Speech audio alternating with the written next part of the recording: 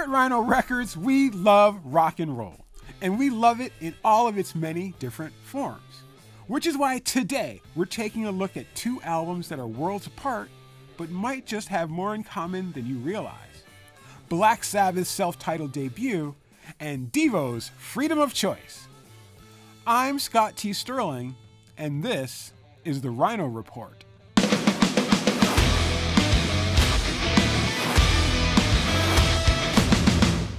Why are we bringing these two amazing albums from such different worlds together? Because today, both have been released as part of RHINO's High Fidelity vinyl series. First up, we have the Prototype, the original building block and foundation of all things heavy metal, Black Sabbath's earth-shaking debut from 1970, Black Sabbath. Recorded in record time at the Regent Sound Studio in England, the album was made in the same fashion that it's meant to be heard, loud.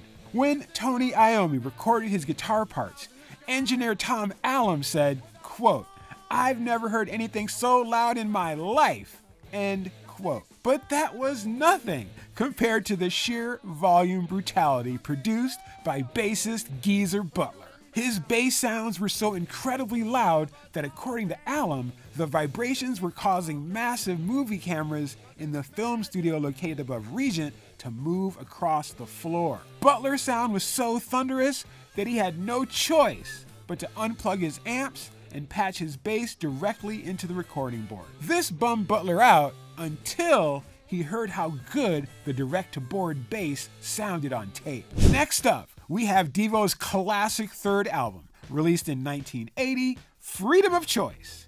It's the LP that features the band's biggest and best-known hit, Whip It.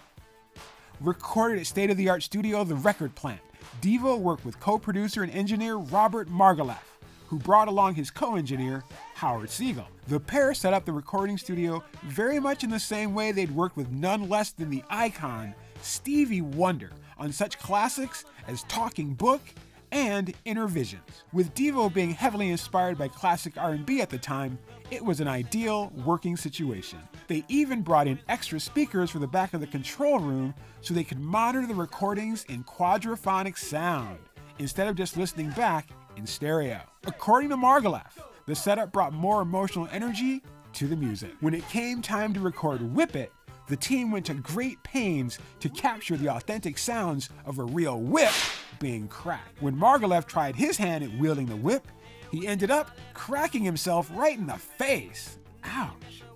Ultimately, it was band member Jerry Casale who ended up successfully snapping the whip in Studio A of the Record Plant, creating the sounds we hear on the recording today.